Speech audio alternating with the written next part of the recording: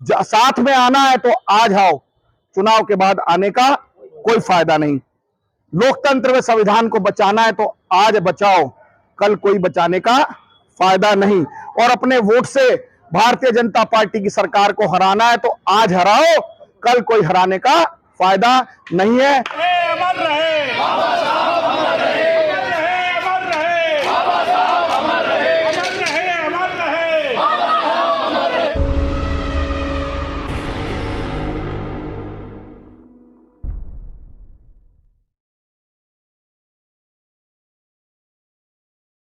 बताया कि कितना जरूरी है हमारे लिए संविधान और लोकतंत्र, और इसी ने हमको सब कुछ दिया है।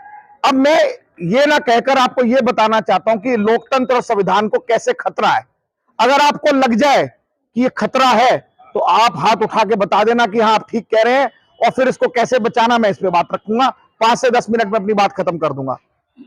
पहली बात, संविधान इस देश की मैं समझता हूं एक तरीके से आत्मा है। जैसे एक शरीर है हम सब लोग, अगर संविधान ना हो तो ये आत्मा जैसे निकल जाती है तो व्यक्ति मर जाता है, ऐसे आत्मा के रूप में संविधान काम कर रही है। और मेरा तो ऐसा मानना है कि ये जो संविधान है, ये जितनी एपिक यहाँ पे किताबें हैं, चाहे रामायण हो, चाहे गीता हो, चाहे बाइबल हो, चाहे गुरु ग्रंथ साहिब हो, चाहे कुरान पाक हो, इन सबसे बड़ा अगर कोई ग्रंथ है, एक मिनट सुनील बॉस जी एक सेकंड, इन सबसे कोई बड़ा ग्रंथ है तो ये एक महान ग्रंथ है भारत का संविधान। क्योंकि इसमें सबसे बेहतरीन काम क्या किया है, इसी ने, इस संविधान की वजह से ही हम अपने धर्म को चुन सकते हैं। मैं चाहूं तो हिंदू धर्म में बिलीव करूं, मैं मुस्लिम बन जाऊं, मैं क्रिश्चियन बन जाऊं, मैं बौद्ध बन जाऊं, मैं जैन बन जाऊं, मैं पारसी बन जाऊं। अगर मैं हिंदू भी हूं तो मैं वाल्मीकि जी को मानूं, मैं माता शेरावाली को मानूं या किसी भगवान को मानूं। अगर मैं क्रिश्चियन बन जाऊं तो मैं किसको मानूं। ये सब इस संविधान की वजह से ही है। संविधान एक लिबर्टी देता है और समानता का अधिकार देता है कि आप लोग जिस भी धर्म को चाहें, जिस भी इबादत को जैसे करना चाहें वो आप कर सकते हैं। दूसरी बात, इस संविधान में सबसे महत्वपूर्ण बात क्या है, इस संविधान में बाबा साहब ने जो वोट का अधिकार दिया है, जो गरीब का भी एक है, अमीर का भी एक है, महिला का भी है और पुरुष का भी है, शहरों में वाले रहने लोगों का भी और गांव में रहने वाले लोगों का भी है। सभी के वोट की ताकत उतनी है जितनी एक गरीब व्यक्ति की है। यह इस संविधान की खूबसूरती है। और तीसरी, इस संविधान की सबसे महत्वपूर्ण खूबसूरती क्या है कि इस संविधान में लिखा है कि भारत का देश धर्मनिरपेक्ष होगा। धर्मनिरपेक्ष मतलब यहां किस्म किस्म के फूल का एक गुलदस्ता बनेगा और वो गुलदस्ता जो है वो एक चमन बना के महकेगा। यहां पर हिंदू, मुस्लिम, सिख, ईसाई, जैन, बौद्ध, पारसी और भी कोई नया धर्म बनाना चाहे, कोई नया पंथ बनाना चाहे, वो अपना पंथ बनाकर फ्रीडम से रह सकता है। ये संविधान की बहुत बड़ी खूबसूरती है। अब इसको खतरा कैसे आ रहा है? खतरा इसको इस विचारधारा से आ रहा है क्योंकि देश में पार्टियां बदलती रहती हैं, आती जाती रहती हैं, सरकारें भी आती जाती रहती हैं, लेकिन विचारधारा दो ही है। एक विचारधारा जो है वो इस देश को तोड़ने वाली विचारधारा है। एक विचारधारा वो है जो सांप्रदायिकता फैलाने वाली है। एक विचारधारा वो है जो जाति पाति की बात करती है। एक विचारधारा वो है जो धर्म की बात करती है। एक विचारधारा जो है जो ऊंच नीच की बात करती है। एक विचारधारा जो है जो रंग भेद करती है। एक विचारधारा वो है जो संविधान को नहीं मानती है। एक विचारधारा वो है जिसने इस देश की आजादी के लिए अपना एक खून का ड्रॉप तक नहीं बहाया है। और दूसरी विचारधारा वो है जिसने हम सब लोगों को, विशेष रूप से कमजोर तबके के लोगों को, वंचित वर्ग को समाज में कुछ आगे बढ़ने का मौका दिया। मैं उनका कोई पैरोकार नहीं हूं, ना कोई उनका चमचा हूं। हमारी लड़ाई उनसे भी थी और उनसे भी रहेगी दोबारा। और जब जब मौका मिला हमने उनको मजा भी चखाया है कि आपने हमें दिया लेकिन कोई एहसान नहीं किया, कोई खैरात नहीं दी। लेकिन आज जिस तरीके से हमारे ऊपर खतरा मंडरा रहा है, 2004 को मैं आपको याद दिलाना चाहता हूं, जब 2004 में इस विचारधारा की सरकार थी, आप सब लोग, ज्यादातर यहां एनडीएमसी के लोग हैं, 2004 से पहले परमानेंट नौकरियां लगती थी। इन्होंने विनिवेश मंत्रालय बनाया और उन शौरी को मंत्री बनाया और देश के सारे फायदे में जितने हमारे विभाग थे उनको घाटे में दिखाकर उनको एक एक करके बेचना शुरू किया और पूरे देश में हम सब लोगों पर ठेकेदारी प्रथा का जो इन्होंने कुठाराघात किया है, ये इस विचारधारा का सबसे पहला जो था, संविधान को इन्होंने खतरा दिया। क्यों? क्योंकि इन्हें लगा आरक्षण के माध्यम से हमारे लोग थोड़ा थोड़ा तरक्की करने लगे हैं, पढ़ने लिखने लगे हैं, उनको नौकरियां मिलने लगी है, उनको आर्थिक रूप से, सामाजिक रूप से, शैक्षणिक रूप से कुछ सफलता मिलने लगी है। इन्होंने उसको रोकने के लिए इन्हें लगा कि अगर बराबरी आ गई तो ये लोग हमसे आंखों में आंखें डाल के बात करेंगे और हमसे सवाल जवाब करेंगे। ये आज भी चाहते हैं कि हम लोग इनसे आंखों में आंखें डाल के बात ना करें, सवाल जवाब ना करें और हम लोग शिक्षित ना हो, हम आर्थिक रूप से, सामाजिक रूप से, शैक्षणिक रूप से संपन्न ना हो, इकोनॉमिकल एम्पावर ना हो। इसको रोकने के लिए इन्होंने ठेकेदारी प्रथा हम सब लोगों पर थोपी।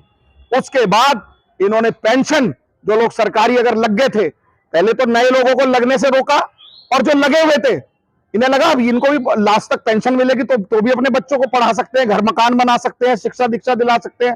तो पेंशन को भी रोकने का काम इसी विचारधारा ने किया और आज देश इस हालात में है कि देश का 83% युवा जो है वो आज बेरोजगार है। आज वो ग्रेजुएशन करके, पोस्ट ग्रेजुएशन करके, मास्टर्स करके, एमबीए करके, चार्टर्ड अकाउंटेंट करके, इंजीनियरिंग करके, एमबीबीएस करके आज वो रोजगार के लिए तरस रहा है। और देश के प्रधान सेवक उनको एक आइडिया दे रहे हैं कि आप लोग पकोड़े की रेहड़ी लगा लीजिए, पकोड़े तल लीजिए, ये भी एक बिजनेस है, ये भी एक स्टैंड अप है। आप समझ लीजिए, देश को 5 ट्रिलियन इकोनॉमी बनाने वाले लोग आज अपने मुंह से कह रहे हैं कि हम देश के 80 करोड़ लोगों को 5 किलो राशन मुफ्त दे रहे हैं। इसका मतलब 5 किलो राशन मुफ्त का मतलब यह है कि देश के लोगों पर आज अपने लिए खाना कमाने के पास पैसा नहीं है, वो केवल सरकार पे 5 किलो राशन, चावल और दाल के लिए डिपेंडेंट हो गया है। यानी कि इन्होंने पूरे देश को एक तरीके से भिखमंगा बना दिया है। हमें देश के 5 किलो, किसी भी सरकार से 5 किलो चावल और 5 किलो गेहूं नहीं चाहिए। हमें चाहिए तो अपने बच्चों का रोजगार चाहिए, हमें चाहिए तो आर्थिक समानता चाहिए, हमें चाहिए कि हमें समान शिक्षा के अवसर मिले। इसी लड़ाई के लिए सब लोगों को लगा कि क्यों ना लोकतंत्र को बचाया जाए। अब लोकतंत्र के बारे में अगर मैं बात करूं, आप कहोगे लोकतंत्र को कैसे खतरा है, लोगों का तो राज चल रहा है। आज जो ये विचारधारा है, मैं कहता हूं हम सब लोग यहां बहुत साधारण लोग हैं और लगभग 99% हम एक वंचित समाज के लोग हैं, एक ही परिवार के लोग हैं।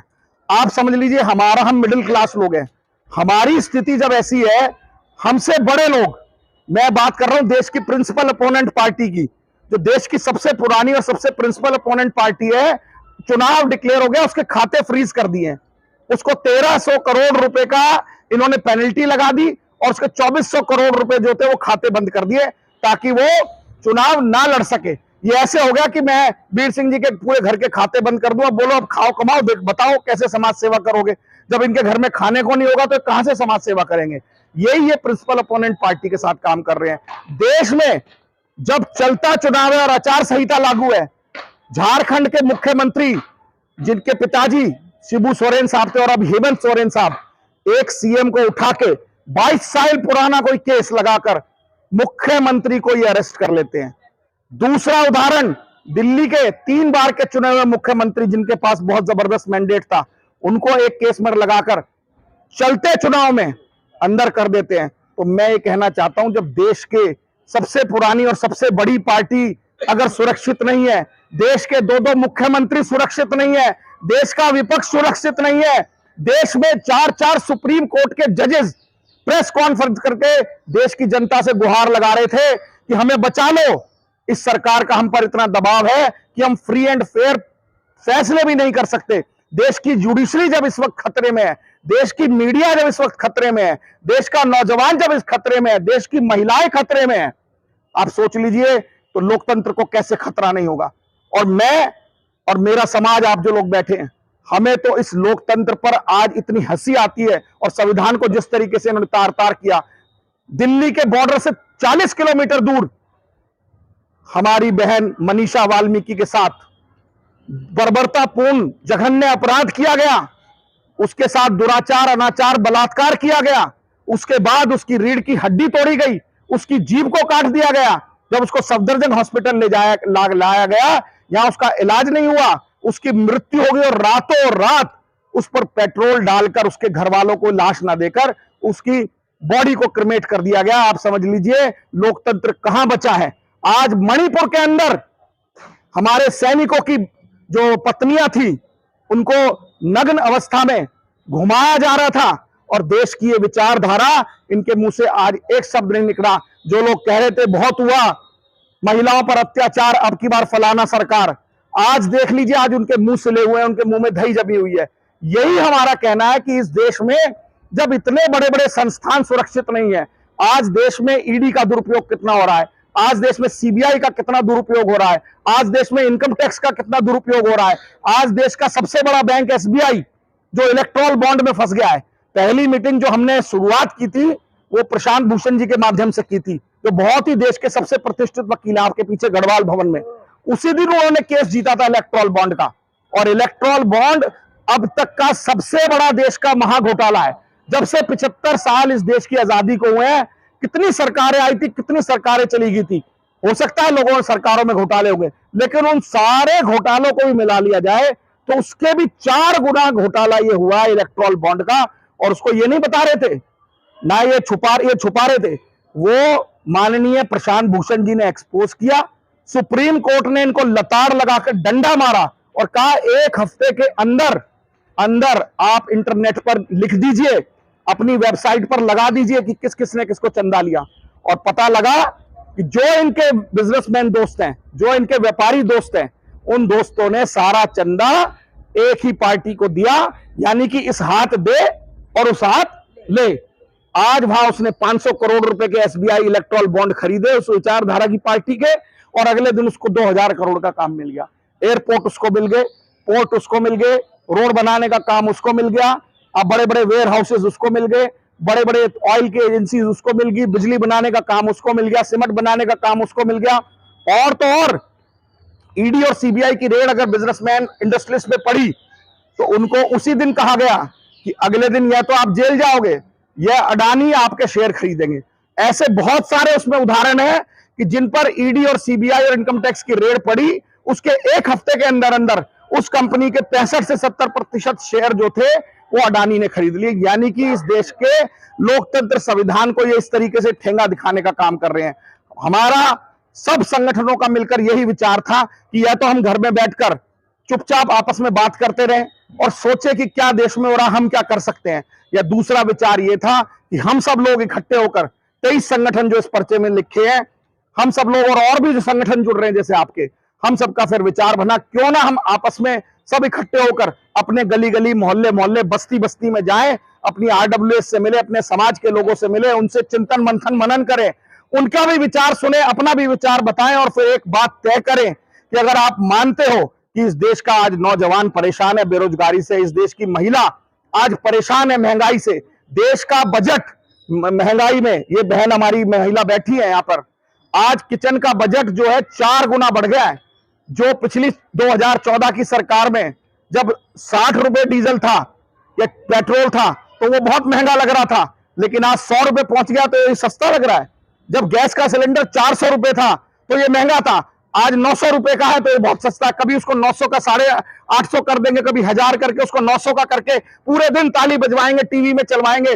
आज तो सरकार ने 100 रुपए 50 रुपए उस पे सिलेंडर पे कम कर दिए। अरे भैया सिलेंडर पे कम क्या कर दिया, सिलेंडर तो 400 का था, 400 से आपने 900 रुपए कर दिया, इस पर भी ताली बजवा, 1100 कर दिया, इस पर भी ताली बजवा रहे हो। पेट्रोल डीजल के दाम बढ़ गए, दूध के दाम बढ़ गए, आटे के दाम बढ़ गए, दाल के दाम बढ़ गए, चावल के दाम बढ़ गए, अनाज के दाम बढ़ गया। कोई भी किचन का ऐसा मैं समझता हूं कोई भी कॉमोडिटी नहीं है जिसके दाम 4 गुना नहीं बढ़े हो। तो महिलाएं दुखी हैं, परेशान है, महिलाएं आज महिलाओं पे अत्याचार, ये मैं नहीं कह रहा, देश के महिला आयोग कह रहे हैं, महिला का जो क्राइम ब्यूरो है वो कह रहा है कि देश में महिलाओं पर इस टाइम जो अत्याचार है, ईव टीसिंग के मामले, रेप्स के मामले हैं, वो पहले के मुकाबले 4 गुना बढ़े हैं। महंगाई 4 गुना बढ़ी है, बेरोजगारी 4 गुना बढ़ी है। जवान आज इतना परेशान है कि उसको पहले नौकरी मिलती थी तो उसके बाद उसको पेंशन भी मिलती थी, और उसके बाद उसको रिटायरमेंट के बाद, राणा साहब 1 मिनट, रिटायरमेंट के बाद उसको पेंशन मिलती थी, और अगर उसकी शहादत हो जाए तो शहीद का दर्जा मिलता था। इस सरकार ने अग्निवीर योजना ले आए जवानों के लिए। अग्निवीर योजना क्या है कि केवल उनको 4 साल तक नौकरी मिलेगी। आज एक बच्चा पढ़कर एनडीए क्लियर करेगा, लेकिन वो कितने साल जॉब में रहेगा, केवल 4 साल, और 4 साल के बाद वो बेचारा कहां जाएगा, वो ना घर का रहेगा ना घाट का रहेगा। ये सरकार किसानों के साथ अत्याचार कर रही थी। किसान पिछले 1.5 साल यहां बैठे, 700 से ज्यादा किसानों ने हत्या हुई उनकी, या आत्महत्या हुई उनकी, जाने गई। इस सरकार ने उसके लिए एक शब्द नहीं बोला। आज फिर किसान क्या मांग रहा है? अन्नदाता केवल एमएसपी की बात इनसे कर रहा है। आज जवान इनसे परेशान है, किसान इनसे परेशान है, नौजवान इनसे परेशान है, महिला इनसे परेशान है, बच्चे इनसे परेशान है, और तो और दलित और ओबीसी, जो हम जातिगत आरक्षण की बात कर, जनगणना की बात कर रहे हैं। मुझे नहीं लगता जातिगत जनगणना कोई बुरी चीज है। अगर ये जातिगत जनगणना सरकार कर दे और उसमें बता दे कि किसकी कितनी संख्या है, तो इनके पेट में दर्द क्या हो जाएगा? हम सब लोगों को पता लग जाएगा कि हमारी संख्या कितनी है। लेकिन ये क्यों नहीं बताना चाहते?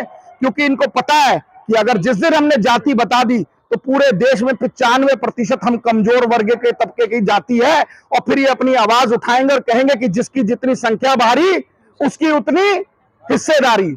ये इस वजह से सरकार जातिगत जनगणना को करने से भी घबरा रही है। मैं बोलने को मेरे पास बहुत सारे मुद्दे और भी हैं, लेकिन मैं अपनी बात को यहीं कंक्लूड करता हूं। यही कहना चाहूंगा कि इस वक्त देश में बहुत खतरे का विषय है, और समय इस वक्त बिल्कुल माकूल है और सही है, क्योंकि चुनाव जो है वो पूरे 5 साल का जो एक रिपोर्ट कार्ड है सरकार का, उस पर उसको जजमेंट देने का समय हम जनता के पास आता है।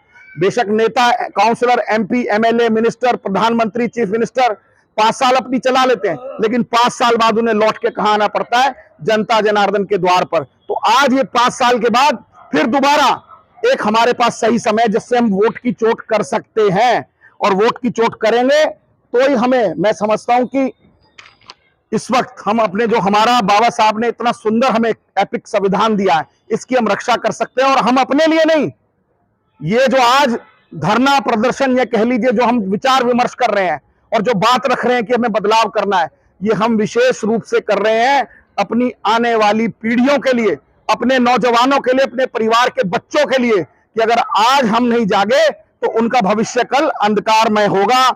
मैं इन्हीं शब्दों के साथ बहुत बहुत दिल की गहराइयों से पूरे वाल्मीकि सदन का धन्यवाद करता हूं।